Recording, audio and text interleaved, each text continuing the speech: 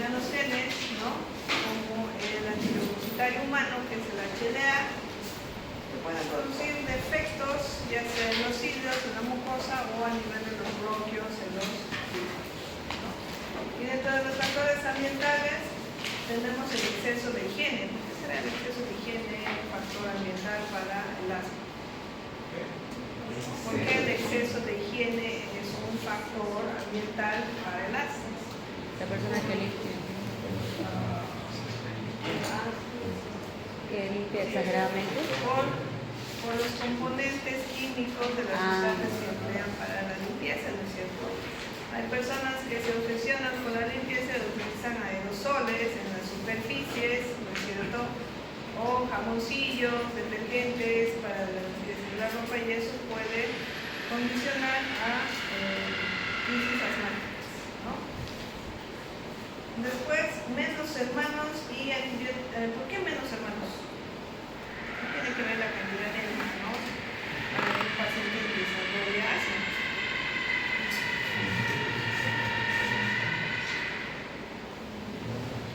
Menos Por eso quieren tener más hijos, para que ninguno tenga asma.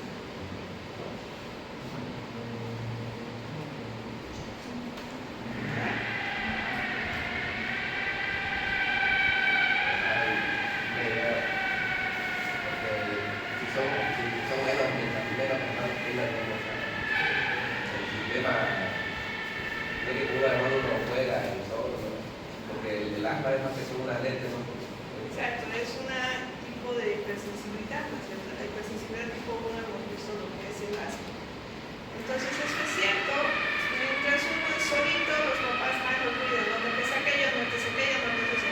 Cuando uno tiene hermanos, es pura mocha y diversión, ¿no es cierto? Con la tierra, que vamos a jugar, ¿no?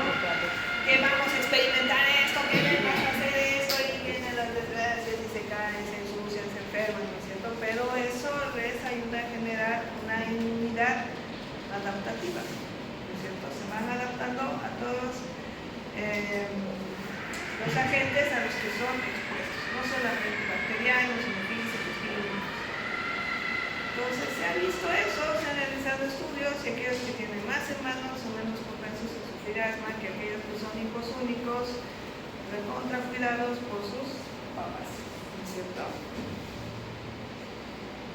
No sé si les conté, pero yo tengo un primo que una vez llegué a su casa y tenía un cocker, un perrito cocker, no sé si los conocen, los de orejitas largas, hermoso su perro, ¿no? Y era pequeñita, yo corría a abrazar a su perro, a mí me gusta su perro, pero su mamá pegó un grito y dijo, no te acerques, me dijo. ¿Por qué? Ay, que tiene el perro así. No te acerques, ¿no? Los perritos nomás son solo para ver, decían sus hijos, ¿no? Y mis primos eran más pequeños. Tenían un perro que, desesperado porque alguien le toque, o sea, ese pobre animal nadie le tocaba, ¿no? Y tenía una reja, creo, 2 metros hasta llegar al perro para querer tocarlo. Y era así con todo, mi tía, ¿no? A donde iba limpiaba, donde iban sus hijos, ¿no? Si veía que estaban lavando fruta, hasta una sandía, iba con cepillo y lo cortaba con la vanilla y toda la superficie de la sandía. Y yo, pues no, vamos a comer la cáscara, ¿no? Pero existen padres así, o sea, realmente neuróticos con la limpieza. Es una obsesión. Y evidentemente mi primo es asmático, sufre de migrañas, tiene razón de personalidad, todo por el tipo de padres que ha tenido, especialmente su mamá. Entonces son cosas, miren, que nosotros mismos podemos manejar, ¿no? Un niño necesita exponerse para generar inmunidad, ¿no? No les digo que les den que comer tierra, ¿no? Siempre hay límites. Ya. Y antibióticos en los primeros 2 años, ¿por qué?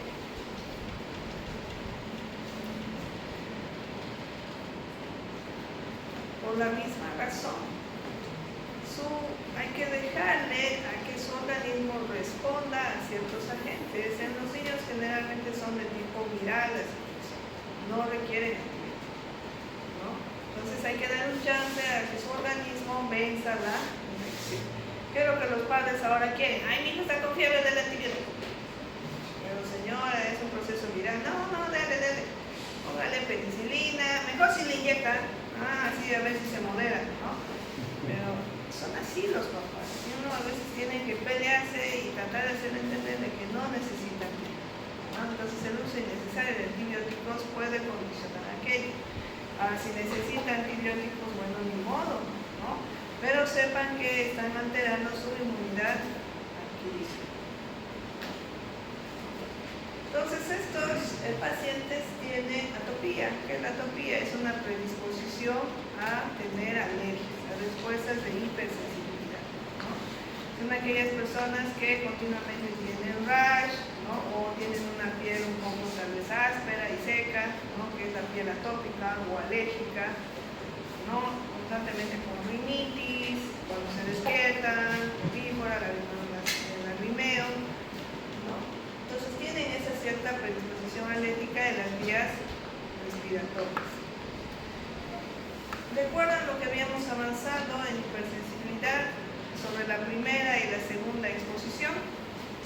Decíamos que en la primera exposición no había una reacción, no había manifestaciones clínicas, porque una vez había ingresado el alergeno, ¿qué pasaba?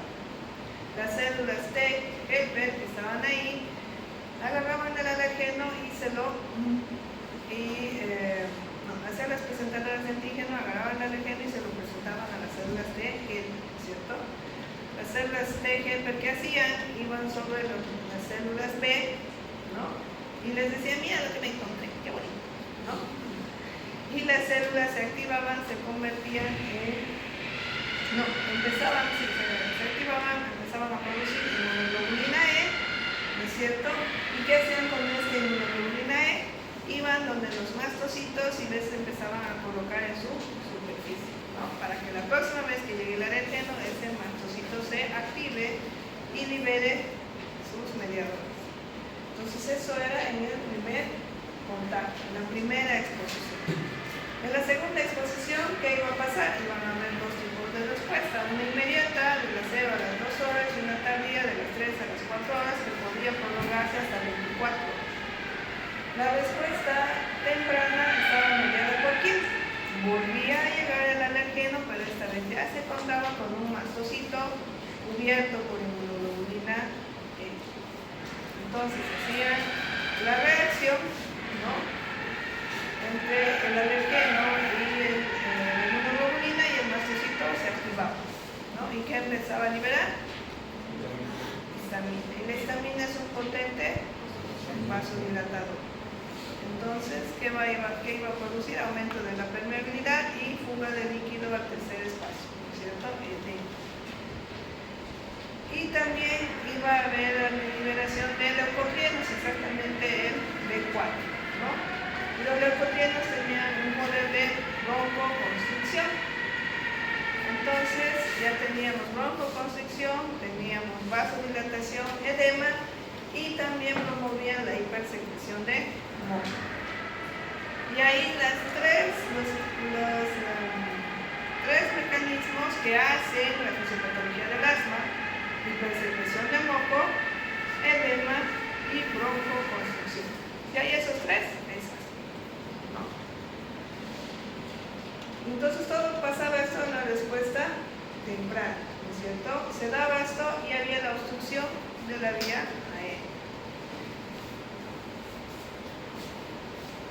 Broncoconstricción, edema, hipersecreción de moco. Miren la luz cómo ha disminuido en relación a un pulmón normal.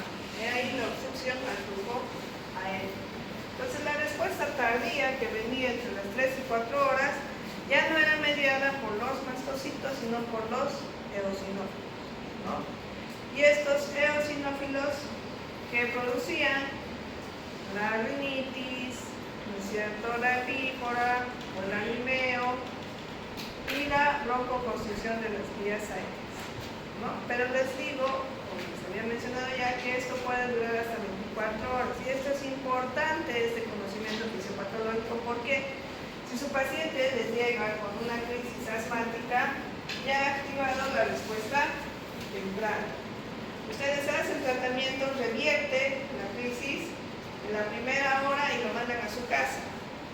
No pueden mandarlo a su casa porque saben que todavía falta la respuesta tardía. asmática, ¿cierto? Entonces, no habrá bastado con ese tratamiento inicial, sino que tendrán que dejarle uno de mantenimiento. Y si la crisis ha sido severa, tendrá que internarse para supervisar las primeras 24 horas, ¿no? Entonces, la respuesta tardía es importante que sea valorada, ¿no?, al momento de definir la conducta. Si lo mandan a su casa o lo van a dejar internar en el paciente. ¿Hasta ahí estamos bien? ¿Sí? ¿Se entiende? La fisiopatología de asma: broncoconstricción, hipersecreción de moco y ¿quiénes causan? La histamina, ¿no?, principalmente el reportiero B4. Y en la respuesta tardía los eosinofilos. Por eso, en un paciente con crisis asmática, si yo obtengo secreción bronquial, voy a encontrar eosinófilos. ¿Cuáles pueden ser los desencadenantes para que todo esto suceda? Sobre todo las infecciones, ¿no? Las infecciones virales. Los resfriados pueden desencadenar crisis asmáticas, ¿no? Infecciones bacterianas también, ¿no? Micosis también. Alérgenos como cuáles: el polen, el polvo, ¿no es cierto?, el pelaje de los animales, el moho en habitaciones húmedos, ¿no?, donde vean los hongos, también pueden ser desencadenantes. La contaminación ambiental, sí, ¿no es cierto?, el humo de las unidades, ¿no? ¿Qué más?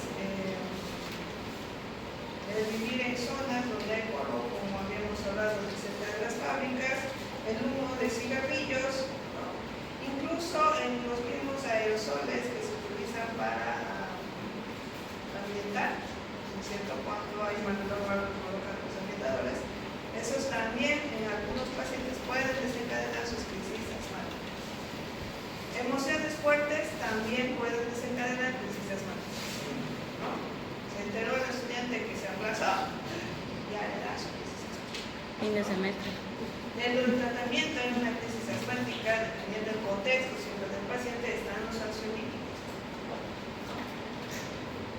El uso de ciertos fármacos pueden inducir crisis asmáticas, claro, por eso siempre tienen que ver el prospecto del fármaco, ¿no?, porque tiene ciertos compuestos que se añaden como conservantes y esos también pueden desencadenar crisis asmáticas, no solo el principio activo del medicamento. Entre estos están los AINES y los betabloqueantes. Por ejemplo, en pacientes con falla cardíaca, hasta cierto punto se pueden usar betabloqueantes y se ha visto que ayuda, ¿no?, en frenar la evolución de la enfermedad. Pero si su paciente tiene asma o antecedentes de asma, no le pueden dar, porque puede desencadenar broncoespasmo, ¿no? Entonces, tienen que saber muy bien la relación o los efectos adversos de cada fármaco que ven en el paciente y deben conocer sus antecedentes. Luego, ¿qué pasa? Hay anestésicos, por ejemplo, que desencadenan crisis asmáticas. El anestesiólogo no va, no le hace la visita preanestésica, ni se enteró de que tiene su antecedente de asma, y cuando lo premedica, el paciente ya está ciano, ¿no? Entonces, el anamnesis, el interrogatorio siempre es importante. El aire frío también puede inducir una crisis asmática en algunos pacientes, ¿no? Hemos visto que incluso en la fisiopatología de la tos también puede producir o desencadenar tos.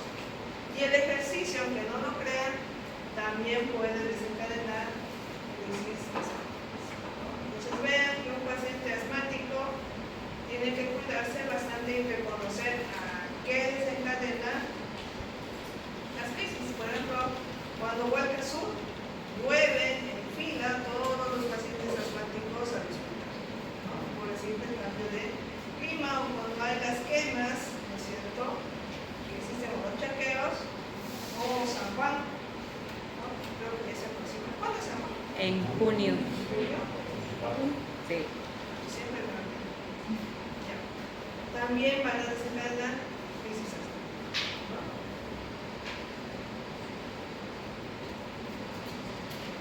Ya. Aquí vamos a ver un poquito en imágenes lo que ya habíamos mencionado. mencionado, miren que aquí arriba es una vía aérea normal. Miren sus células, ¿no? Su epitelio ciliado, el moco que está encima, la lámina basal, las glándulas, el músculo, ¿no? Los cartílagos, todo bien. Y esto es en un paciente asmático. Miren cómo cambia totalmente a nivel microscópico. En la primera parte está cómo se desencadena, ¿no? Lo que habíamos dicho, la primera respuesta y el segundo encuentro con el alergeno. Y todo lo que esta respuesta inflamatoria está produciendo en el epitelio respiratorio. Miren cómo se destruyen las células ciliares, pierden su superficie, sus vellosidades. Si no hay vellosidades, no hay ese barrido que es parte de la inmunidad innata para eliminar ciertos agentes agresores, ¿cierto? Se pierde y en los pequeños espacios aprovechan los antígenos para ingresar, ¿no? ¿Qué más? También por los mediadores hemos mencionado, ¿no? De los mastrocitos va a existir hipersecreción de moco, ¿no? Entonces miren cómo la capa del moco va a ser tanta y continuamente el paciente va a querer expectorar, ¿no es cierto? Con sus vías aéreas obstruidas, con aumento en la secreción de moco, el paciente se está asfixiando en sus secreciones. Por eso, en un paciente con crisis asmática jamás se le da un mucolítico, ¿no? Imagínense darle un mucolítico que aumente más todavía su secreción. No va a poder el paciente, ¿no? ¿Qué más? Tos. El paciente continuamente va a tener tos. ¿Por qué? Uno, por la hipersecreción. Dos, está perdiendo células, ¿no es cierto?, ciliadas, cilíndricas, y se están exponiendo ¿quiénes? Las terminaciones nerviosas, ¿no es cierto? Y si se exponen esas terminaciones nerviosas, ¿no?, fácilmente se dejan estimular y mandan el estímulo al centro, a los centros superiores, y se desencadena el reflejo de tos. Por lo tanto, también en parte es una tos irritativa, ¿no? Miren que a medida que progresa en horas, ¿no? No estamos hablando en años, sino en horas, la lesión se hace mucho más severa, ¿no? Y esto es en la fase tardía, donde ya vienen los sináfilos. Y aquí igual vemos el desvanecimiento de las células, ¿no?, la activación de las terminaciones nerviosas, la broncoconstricción, la hipersecreción de moco, la vasodilatación y la fuga de líquido y edema. Bueno, nuestro paciente ya está obstruido.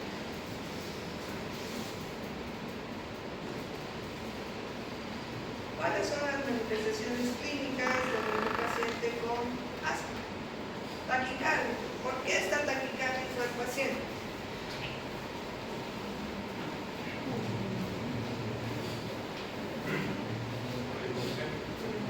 Ya, por la hipoxemia. ¿Qué más? Una buena medicación.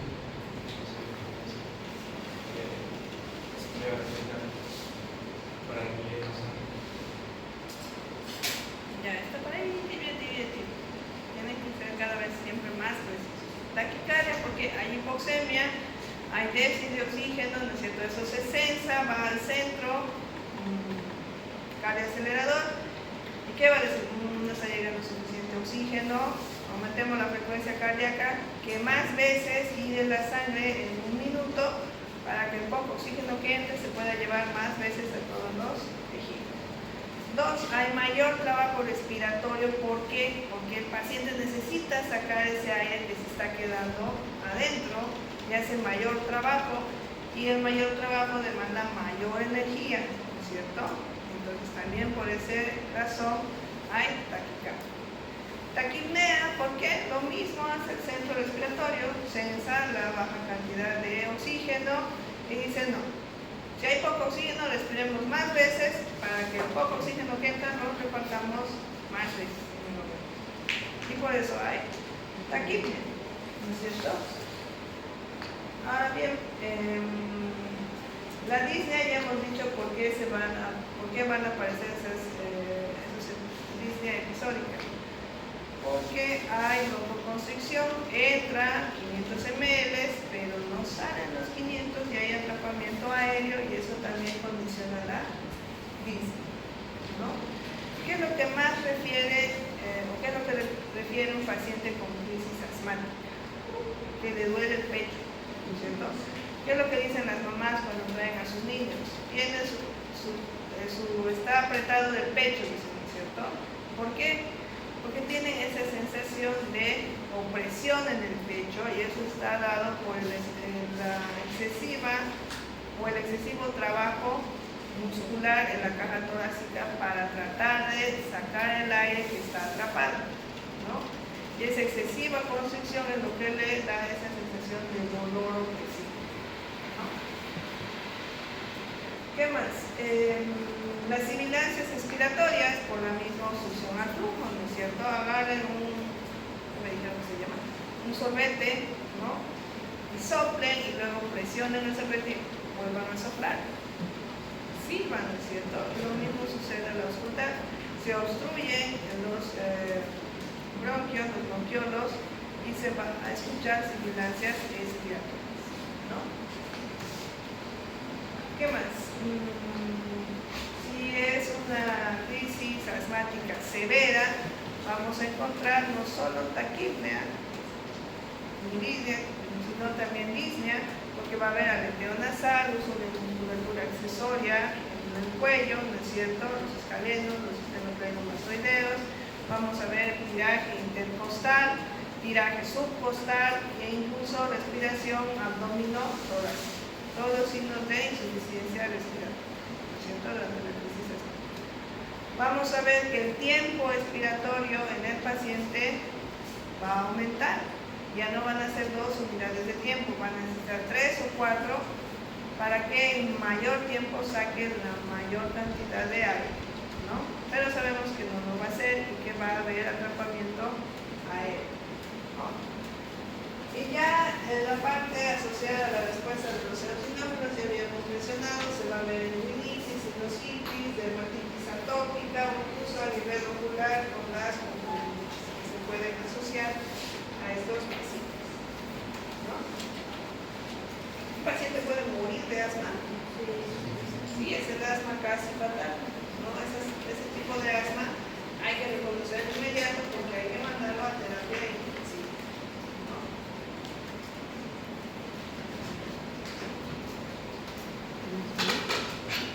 ¿Hasta ahí está bien?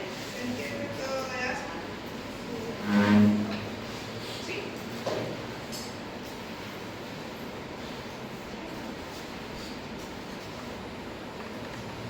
El paciente, ¿recuerdan que el paciente asmático habíamos dicho cuándo entra dentro del grupo de COP?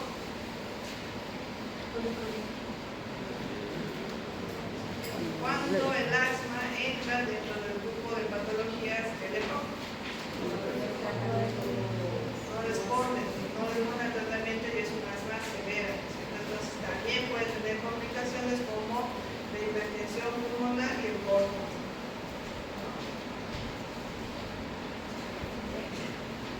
En neumología, por ejemplo, les van a enseñar la clasificación del asma, ¿no? Que cada 2 años cambia y creo que este último tiene muchos cambios en relación al año anterior, tanto que algunos neumólogos no están de acuerdo y están manteniendo la otra clasificación porque ha cambiado todo el tratamiento, ¿no? Y el médico no le tiene mucha fe a veces a lo nuevo, ¿no? Y a veces no se quiere arriesgar. Luego tenemos las bronquiectasias, que se acuerdan que habíamos dicho que son de la mica.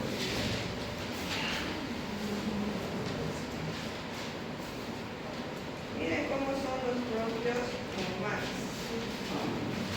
En cambio aquí ya hay bronquiectasias, ¿no? Cilíndricas, se nota que las vías son mucho más anchas, ¿no? Pueden ser bronquiectasias varicosas, ¿no? Como las venas, ¿no? Que son rosariadas, o bronquiectasias totalmente quísticas, ¿no? Que ya la malformación que existe en la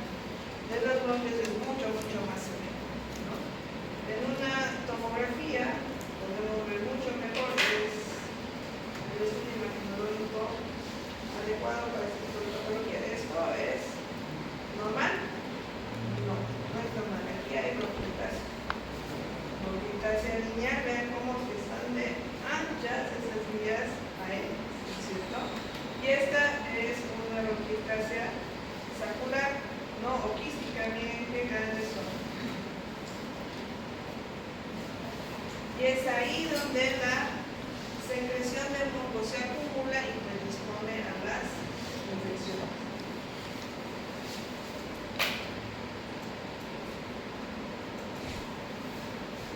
¿No se acuerdan? No se olviden que de la bronquiectasia lo más importante es que estas dilataciones o malformaciones en los bronquios es irreversible. Aunque hagan tratamiento, no va a volver ya a la normalidad. Y por la hipersecreción de moco que se va a quedar en esos lugares, va a predisponer siempre a infecciones. Es decir, que si un paciente viene continuamente a la consulta cada vez con resfríos o neumonías, tendrán que hacer estudios imagenológicos para ver si no tiene bronquiectasis, ¿no? Y por eso siempre se está enfermando. Es importante orientar a un paciente cuando tiene bronquiectasis porque tiene que cuidarse y andar con barbijo, tiene que evitar cualquier tipo de infección porque puede ser fatal. Como sus infecciones son repetidas, cada vez los antibióticos ya no sirven y hay que buscar antibióticos de mayor espectro. ¿Qué nos puede llevar a desarrollar bronquiectasias?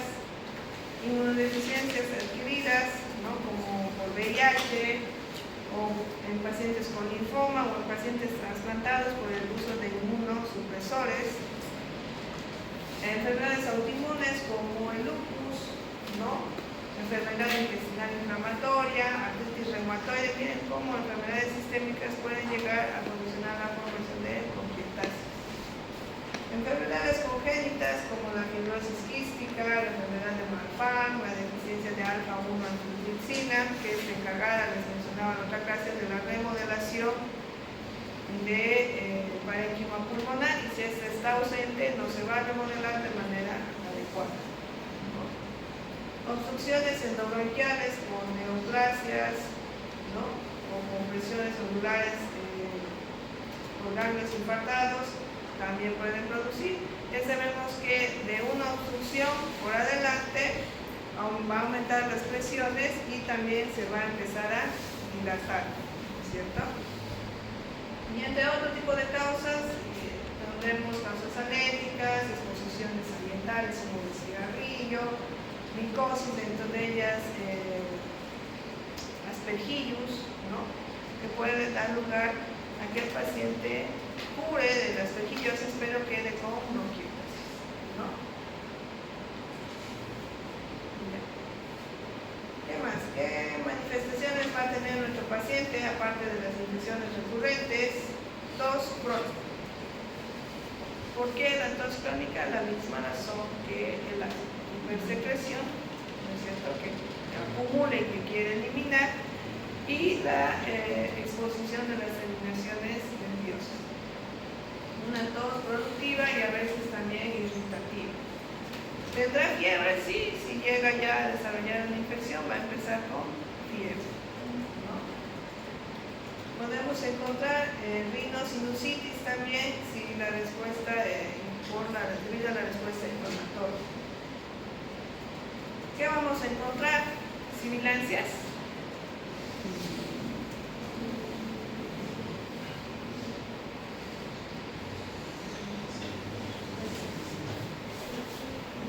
Están aumentados, ¿no es cierto? A menos que existan en pequeños lugares obstrucciones, tal vez escuchemos sibilancias, pero en un solo lugar.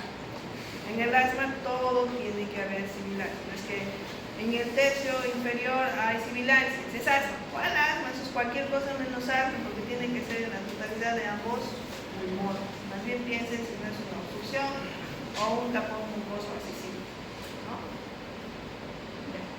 ¿Qué van a encontrar entonces? Si hay secreción.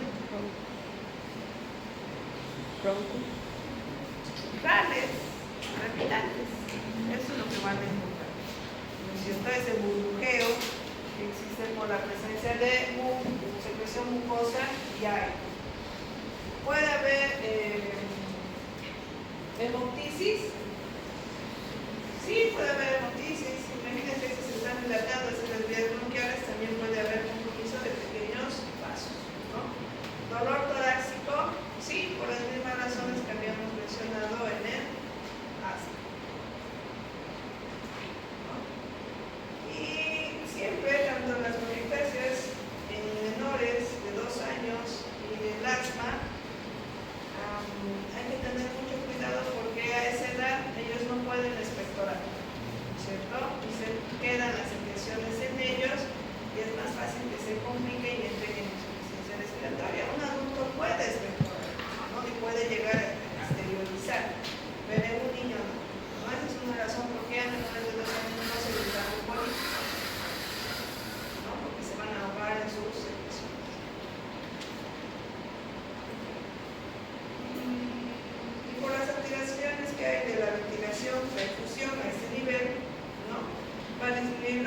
oxigenación y a consecuencia de la baja oxigenación que va a haber fatiga, disnea, ¿cierto? Cianosis, ¿no? Y como son enfermedades crónicas, vamos a encontrar que los dedos en palillo de tambo, ¿cierto? Uñas y vidrios de reloj, dedos y cobraje. ¿Se entiende? ¿Hay alguna pregunta? ¿No?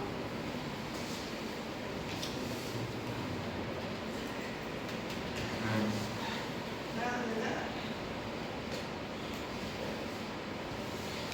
En este tipo de pacientes, las primeras infecciones van a ser por gérmenes adquiridos en la comunidad. Pero después de su primera, segunda infección, sus gérmenes ya van a ser nosocomiales, ¿no? O sea, que les llegue un paciente con una neumonía de su casa, con una pseudomonas,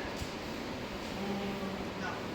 Nadie viene con una pseudomonas que sea peor todavía multiresistente de su casa. Entonces ahí tienen que pensar ustedes que probablemente ese paciente tiene alguna otra lesión pulmonar y eso puede ser una pneumonitis, ¿no?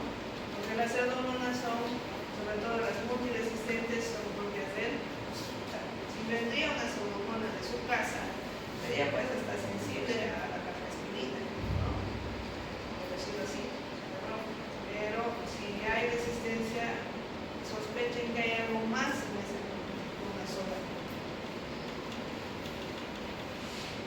Unos 5 minutos de descanso, vamos a pasar al síndrome Morales.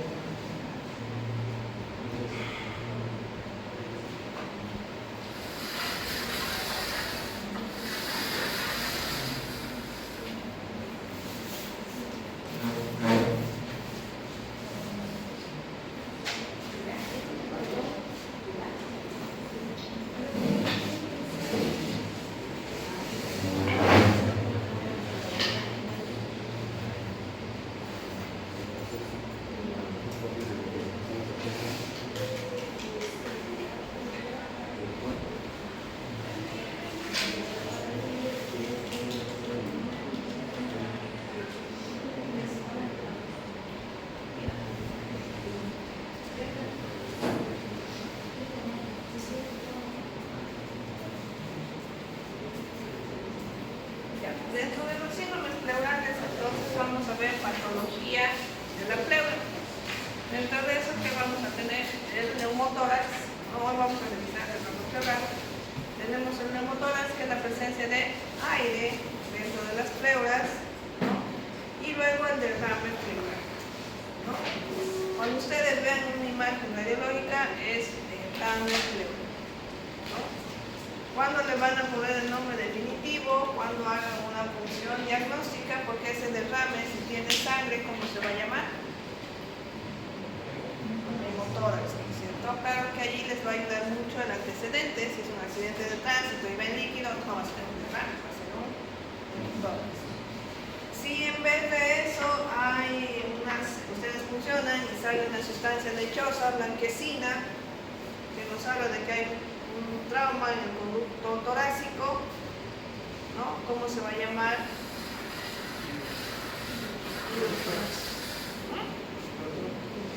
Pilotórax. Pilotórax. Ya. Y si existe pus, funcionan y lo que sale es líquido purulento, ¿qué se va a llamar?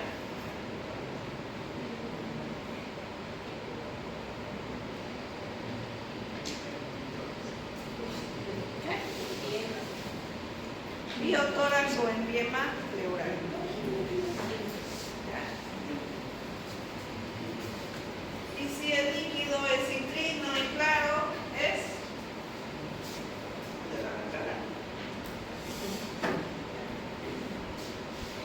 entonces recordemos un poco de anatomía y fisiología, ¿no? ¿Qué es la pleura?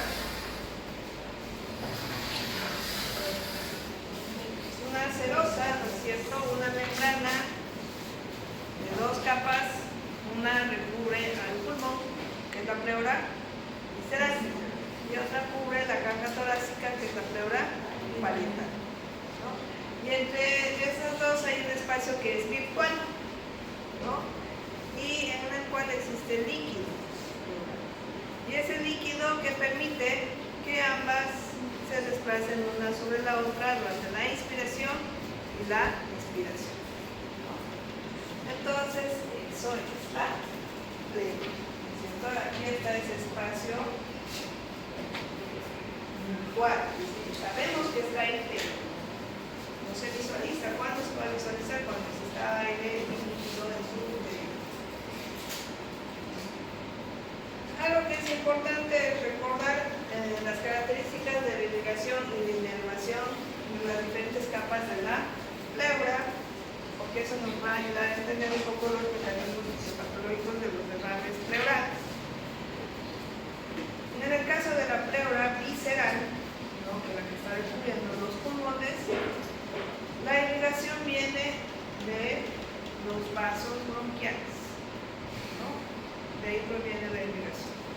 En cambio, en la pleura parietal, la irrigación viene ¿de dónde? De la parte sistémica. Si sangra, una de ellas, ¿cuál sería la más importante? La sistémica, porque maneja mayores presiones, ¿cierto? Después, el plexo linfático, ese líquido formado en la pleura, nunca desemboca al espacio pleural, porque el plexo linfático está de ese lado y va a reabsorber todo el líquido que se vaya produciendo. Se forma y se reabsorbe, es decir, que así va a ir circulando, como el líquido superior aquí de un vaso. En cambio, del lado parietal, tiene comunicación con el espacio pleural por medio de estomas con diámetros de 2 a 6 micras, ¿no? Y estos estomas, que es lo que permite que también se reabsorba el líquido pleural, ¿no? Es decir, que estos dos mecanismos evitan que se acumule en el espacio pleural, ¿no? ¿Qué más? La pleura visceral no existe inervación sensitiva, por lo tanto no hay dolor en la pleura visceral, pero es diferente con la pleura parietal, porque esta sí tiene nervios sensitivos, ¿no? Que vienen de las costales y diafragmáticos, por lo tanto esa sí es la que va a doler, ¿no es cierto? y es lo que llamamos la punta de costado.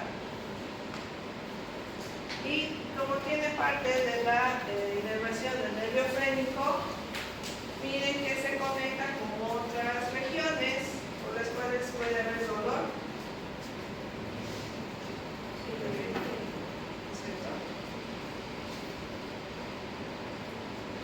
La composición del líquido pleural. El volumen del líquido pleural va de 0.13 más o menos 0.06 ml por kilo peso. ¿No? Eso es lo que normalmente existe del líquido pleural. Su composición es muy similar a la del plasma. Todos los líquidos corporales tienen que tener bastante similitud con la del plasma. ¿No? Tiene proteína de 1 a 2 gramos por decilitro. Su glucosa es similar a la del plasma. El DHL es menor que el 50% del plasma y el pH es similar al plasma. Esto es importante porque cuando ustedes hagan una toracocentesis diagnóstica y manden ese líquido a analizar, si algo de esto varía, ya les está hablando de que es algo patológico y se puede guiar por las diferentes alteraciones que existen para pensar en determinados grupos de patologías, ¿no? Miren cómo del lado de la pleura parietal y la del lado visceral existen presiones, ¿no? Igual que los capilares, como el intersticio. Hay presiones osmóticas y hay presiones hidrostáticas, ¿no es cierto? ¿Qué hacen las osmóticas? Atraen o expulsan el agua.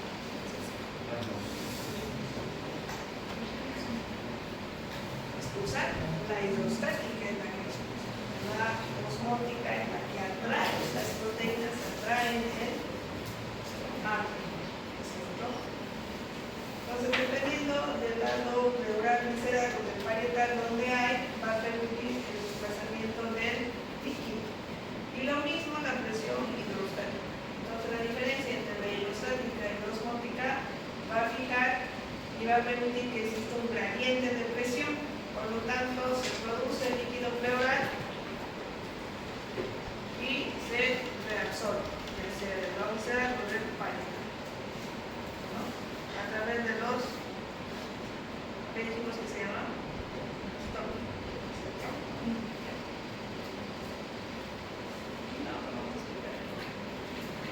Entonces, ¿de dónde viene el líquido pleural? ¿De dónde se filtra el líquido pleural? Esta es la pleura, estamos hablando de esto. Esta es la pleura visceral, aquí están los alvéolos, ¿no? El pulmón, y aquí está la pleura parietal, y aquí están los capilares. Dentro de la pleura parietal habíamos dicho que están los estómagos, ¿cierto? Y el sistema linfático. Entonces, el líquido pleural, ¿de dónde va a provenir? De los capilares pleurales, ¿cierto? Del espacio intersticial, de los vasos, ¿no? Y de los linfáticos intratorácicos e incluso de la cavidad peritoneal, ¿no? ¿Por qué? Por su contacto con el diafragma. Entonces, de ambos lados va a haber filtración, pero la reabsorción solo va a ser del lado de la pleura parietal. Ya, eso es importante. ¿Entienden? Sí. El líquido pleural va a venir de todos estos espacios, ¿no? Puede venir de la cavidad peritoneal, incluso de la hacia la cavidad. Esta es la cavidad pleural, entonces se filtra de aquí, se filtra de aquí, ¿no? Pero el líquido no se tiene que acumular porque si no nos va a dar desgarre. Entonces, como recircula, se reabsorbe, se drena por los estomas, ¿no? Y por los vasos linfáticos. Entonces se produce, se filtra, se reabsorbe. Y así tiene que producirse. Si existe una oclusión a nivel del sistema linfático o de los estomas, no se va a poder absorber y se va a quedar así el líquido. ¿No es cierto?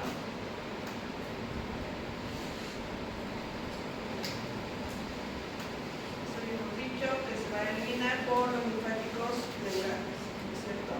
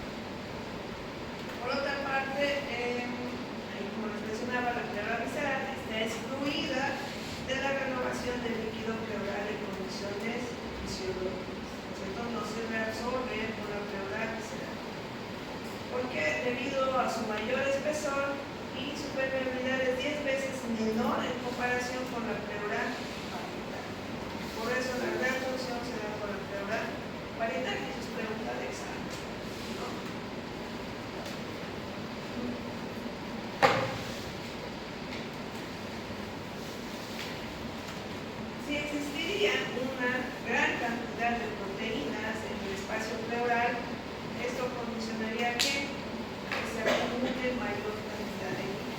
Por lo tanto, el contenido de proteínas en el espacio pleural es mínimo. Si yo veo un análisis del líquido pleural que obtenido por toracocentesis, más de 20 a 40, digamos, por decilitro de proteínas, voy a decir que es un exudado, porque en el exudado, cuando hablábamos del lema, decíamos que existe una mayor cantidad de proteínas y son ellas las que están atrayendo mayor cantidad de líquido, ¿no?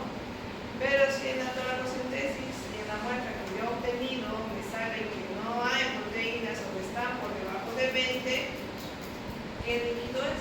Un transudado, ¿no es cierto? Y habíamos relacionado que el transudado es por las presiones hidrostáticas y el exudado por las presiones oncóticas y que iban relacionadas a procesos de infección, ¿no es cierto? En cambio, los trasudados, derrames pleurales por trasudados, no lo habíamos visto en las insuficiencias cardíacas y en las hepatopatías, ¿no? En la pancreatitis les dije que había derrame pleural. ¿Qué tipo de derrame pleural creen que es? ¿Exudado o trasudado? Exudado porque es un proceso inflamatorio, ¿cierto? Vean cómo ya pueden ir diferenciando los derrames pleurales. Bueno, ya lo sabemos, ya lo habíamos mencionado.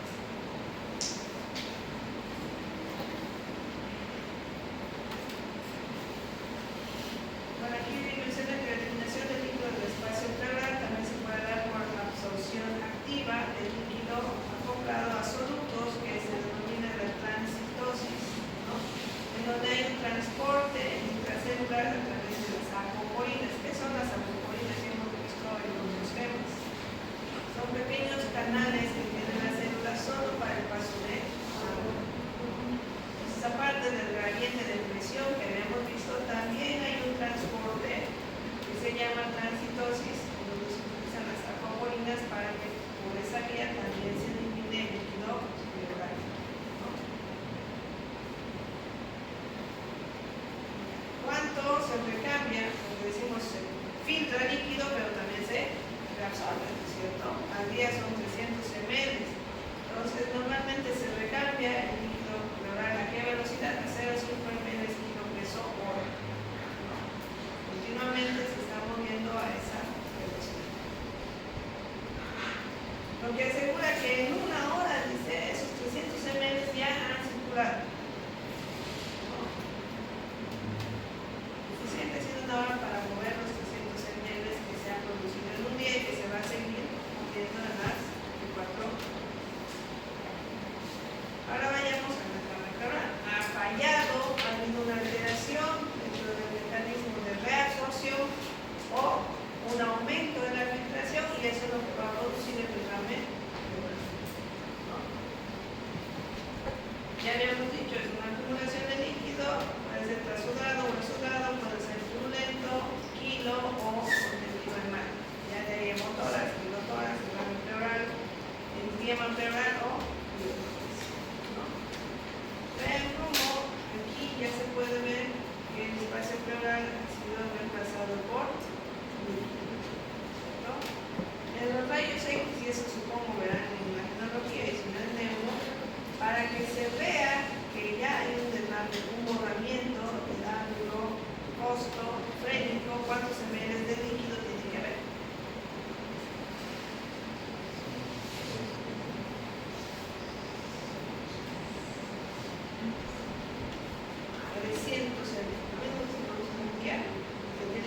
Si ya hay 300, ya se ve borramiento de los ángulos costofrénicos, ¿no?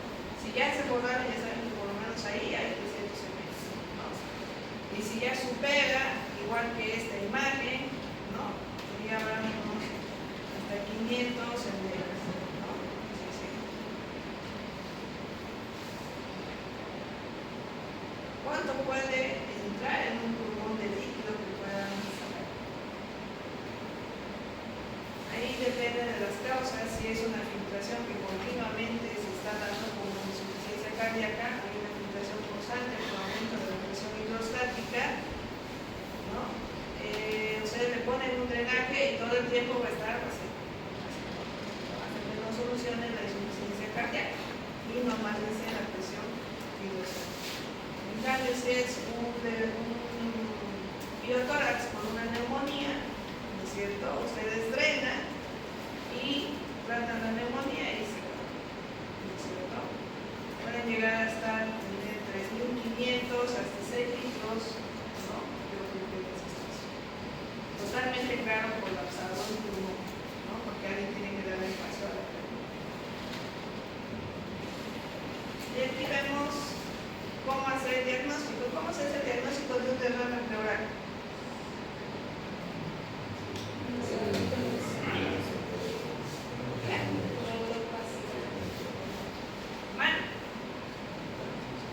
Por semiología. El neumotórax y el derrame pleural se hace un diagnóstico semiológico. ¿Qué van a escuchar? ¿Qué van a encontrar a la semiología? El derrame pleural. A la inspección. A la inspección, disminución de la expansibilidad en un abombamiento en el tórax donde está el derrame, ¿cierto? Para respirar en la inspección dinámica, el paciente va a respirar y ese pulmón no se va a expandir, ¿no es cierto?, sino el otro que está sufriendo la función de los dos pulmones. A la palpación, que vamos a encontrar en el lugar del derrame. Aumento o disminución de la transmisión de las vibraciones vocales. Aumento. ¿Quién dice aumento? ¿Quién dice disminución?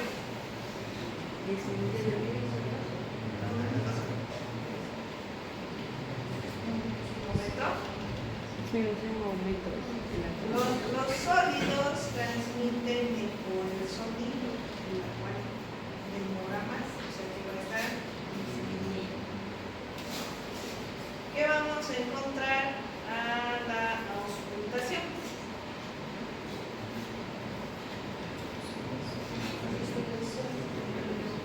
En el lugar del derrame, disminución del murmullo vesicular.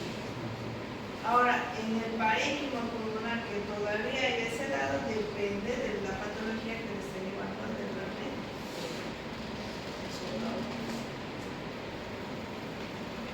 Puede encontrar rombus, ¿cierto? Puede encontrar crépitos, puede que esté normal, que sea por un trauma, que sea un neumotórax, ¿no es cierto? Cuando lo demás está normal, simplemente hay la presencia de sangre. Y a la percusión, esa es la clave. ¿Qué van a encontrar?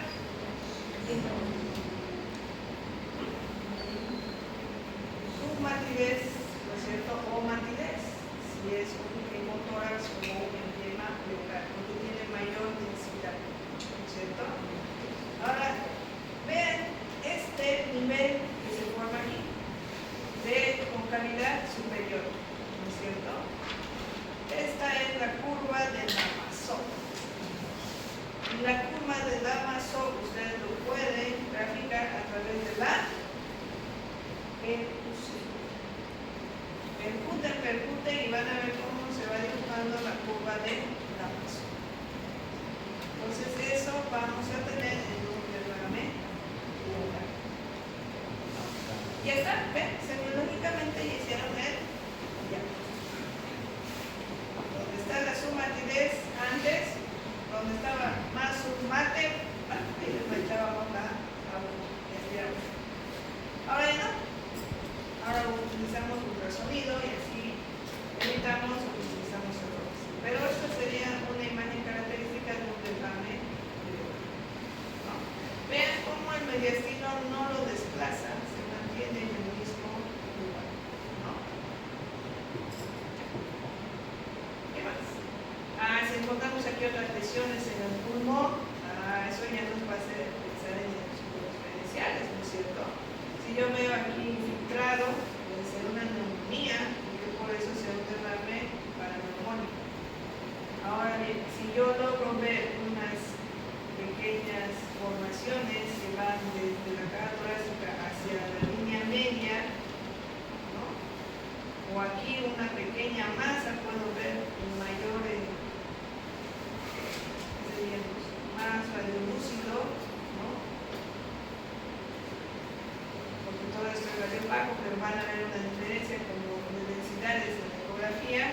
pueden sospechar hasta de un tumor oral que sea la causa de entonces, todo depende del contexto, qué más van a ver después.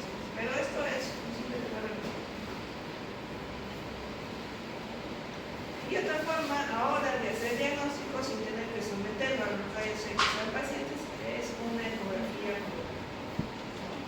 Pongo el ecógrafo en el lápiz, en la parte lateral, ¿no? Y veo esto, este es el pulmoncito consolidado de una neumonía, ¿no? Y este es el diafragma y todo este espacio negro es el de la mente. ¿Qué es lo bueno de la ecografía? En esta línea celeste puedo cuantificar cuánto líquido hay.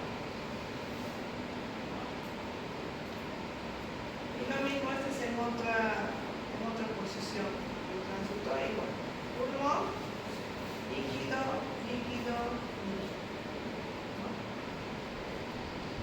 Entonces es mucho más fácil ahora con la ecografía detectar también se puede y realizar la función, así veo a dónde exactamente está yendo la aguja para no estar designando bien para tomar.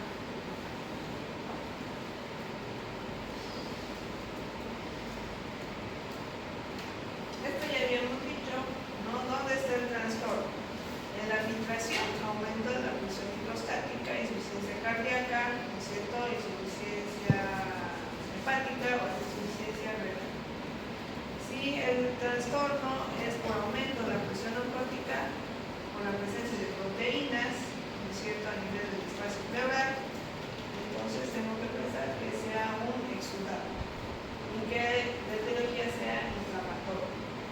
Si es por aumento de la permeabilidad capilar y se está fugando el líquido, es también inflamatorio y puede ser un derrame paratrófico. Ahora bien, si el drenaje linfático está alterado, tampoco se va a drenar. En la única vía de drenaje hemos visto la que se da mayor porcentaje es la vía linfática. Entonces, si está obstruida, va a haber derrame pleural, ¿no? ¿Dónde vamos a ver obstrucciones del drenaje linfático? En los procesos neoplásicos. Aquí en Bolivia, si ustedes diagnostican un derrame pleural, lo primero que tienen que pensar que es en los países desarrollados, lo primero que piensan es cáncer. Aquí esto descartan la tuberculosis reciente. Y otro sería el kilotórax, ¿no? Recuerden que hay parasitosis que viajan por lo linfático, ¿cierto? Y que también pueden producir obstrucciones. ¿Qué parásito hemos dicho que es?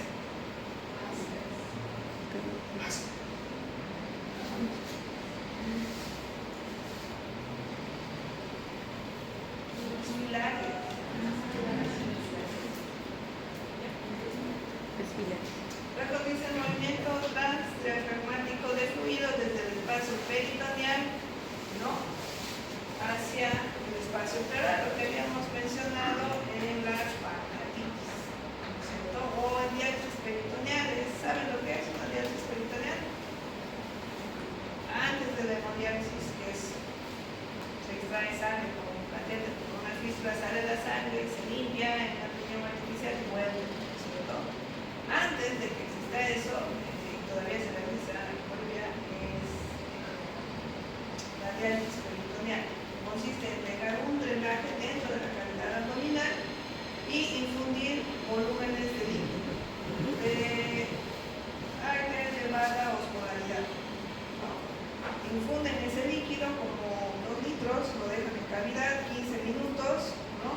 Produce por fenómeno de ósmosis que todas las sustancias tóxicas salgan hacia el peritoneo, ¿no? Y el peritoneo las filtra y luego de unos 45 minutos se abre el drenaje y empieza a salir el líquido. Pero ya con las sustancias tóxicas, que es casi lo mismo que la hemodiálisis, pero aquí no hay sangre de por medio, sino el peritoneo, una membrana entre el filtro en el aparato y los lavados los hacen en los líquidos que infundimos, ¿no? Entonces, como tienen diferente osmolaridad, pueden producir en el paciente derrame, ¿no? Aquí tenemos otros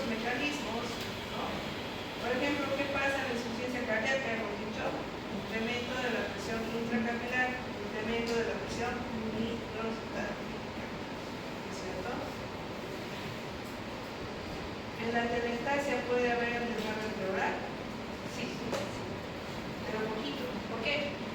Porque recuerden que la pleura parietal cubre el pulmón. Entonces, si se colapsa el pulmón, se lleva consigo a la pleura parietal y genera un espacio, ¿no es cierto? Ha separado la parietal de la visceral de la parietal, ¿no? Y en ese espacio que intenta hacer el organismo inteligentemente, llenarlo. Para eso empieza a aumentar la cantidad de líquido, ¿no? Además de que al traccionar existe una disminución de la presión pericapilar, ¿no? Y aquí tienen todos. En la neumonía, ¿cuál va a ser el mecanismo? El incremento de la permeabilidad capilar, porque hay un proceso inflamatorio de orden. En el caso del quilotórax, tendríamos dicho una rotura del conducto torácico, ¿no es cierto? Si era neoplasia, una obstrucción linfática, ¿no? Disminuía la absorción y por eso se acumulaba más. Entonces, todas estas patologías pueden producir derrame pleural por cualquiera de estos mecanismos, ¿no? Por eso tienen que ver y tratar de recordar, analizarlo, para que en su examen ustedes puedan reconocer cuál es el mecanismo fisiopatológico que está produciendo el derrame pleural.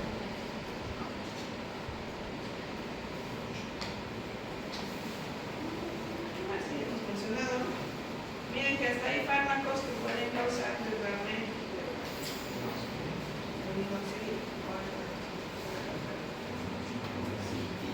No es muy frecuente, la verdad. Muy raro.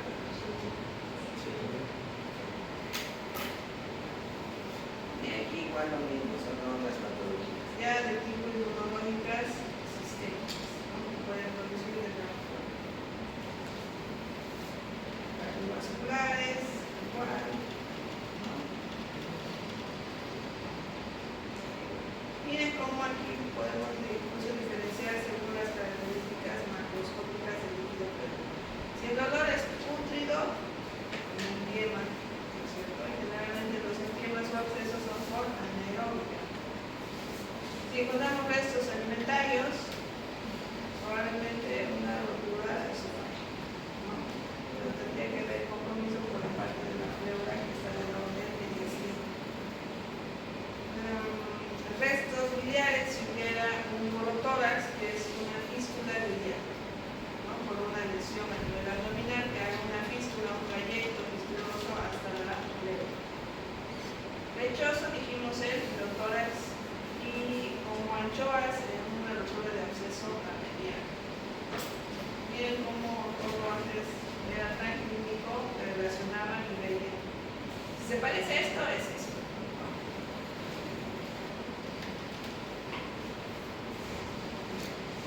Dentro de las causas más comunes de exudado que ustedes obtengan, piensen en tuberculosis. Miren que este artículo menciona malignidad, pero en nuestro país es la tuberculosis. Si no es tuberculosis, piensen en Cáncer. ¿no? Pero si no hay nada de cáncer, no hay pérdida de peso, no hay palidez, ¿no? Pensemos que puede ser un proceso infeccioso, un derrame para acá. Si el paciente está tosiendo en progreso, constipación, fiebre, doctor, que sea para la. Y entre los clasificados, la causa más común aquí o en la China, la insuficiencia cardíaca izquierda, ¿no? Y luego la cirrosis hepática. Miren que las causas menos comunes hay bastantes. Está la pancreatitis, el alcoholismo, el exudado. En el transudado está la diálisis, el síndrome de Gorlin, ¿no? Hasta incluso problemas vasculares. Y estas causas son las más raras. Por ejemplo, el síndrome de May, eso lo van a ver en obstetricia, es a consecuencia de un tumor en los anexos que se asocia al derrame pleural. ¿No? Es infrecuente. A ver, en toda mi vida profesional solo un caso de venían con derrame pleural, a repetición, decían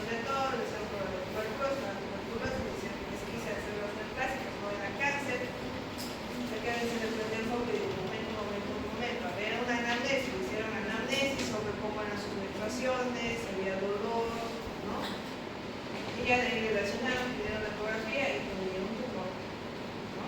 En el anexo.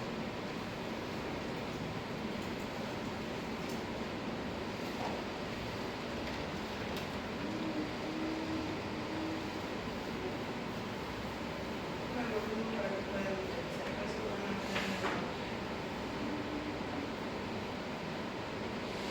Los criterios del LAI. También lo van a ver en neumología, pero es súper importante porque les permite diferenciar entre el calculado y el sudado. La relación entre el LDH, que es la lactato deshidrogenasa, entre la que encuentran en la pleura y la que hay en sangre. Porque tienen que pedir eso. Si ustedes están haciendo una farmacocentesis diagnóstica, tienen que tener valores en sangre de LDH y de albúmina para poder hacer los criterios de LAI. Si la relación es menor a 0.6, un trazo. Y si es mayor, un exo. La relación entre las proteínas que han encontrado en el líquido pleural y el suelo, si es menor de 0.5, trasudado. Si es mayor, exudado. La presencia de LDH o lactato deshidrogenasa en el líquido pleural, si es menos de 2/3 del límite superior al valor normal sérico, trasudado. Si es mayor, exudado. Y abajo les da ejemplos. Si es exudado, piensen en tuberculosis, piensen en procesos malignos o neoplásicos y en artritis reumatoide.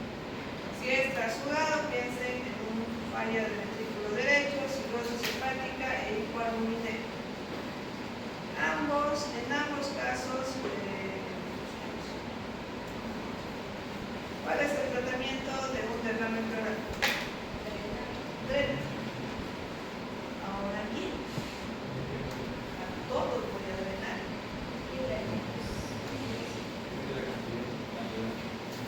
Más de la cantidad de menos.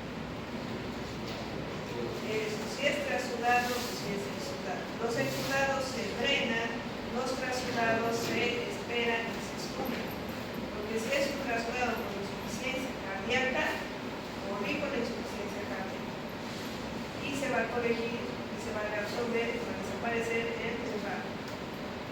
Pero si el paciente tiene un derrame por insuficiencia cardíaca, pero ese derrame le está produciendo insuficiencia respiratoria, solo en ese caso dreno ese exudo. Si no, no lo dreno. No lo dreno. No. Entonces, es la forma de actuar para drenar el exudado. Exudado lo dreno, ¿no? Y si no he hecho mi funcioncita, he sacado pus, eso es tubo, tengo que drenar. He sacado sangre, eso es tubo, tengo que drenar. Pero si me sale citrino, lo tengo que enviar a análisis. Si es exudado, lo dreno. Si es trasudado, no lo dreno, ¿no? Y busco la causa y trato la causa. Pero si es trasudado, está produciendo insuficiencia respiratoria en mi paciente, sí lo tengo que drenar, ¿no? El riesgo de funcionar o drenar un trasudado es que lo convierta en un exudado contaminando. Por ejemplo, la otra vez uno de los jefes de turno del servicio de al lado, ¿no? Viene, como yo soy la encargada de los residentes, viene y me dice: doctora, usted tiene que castigar a tal residente. ¿Por qué? Le digo, porque estos residentes nunca están, nunca me ayudan, he tenido yo que traer el ecógrafo y realizar yo solo una función, una toracoscopia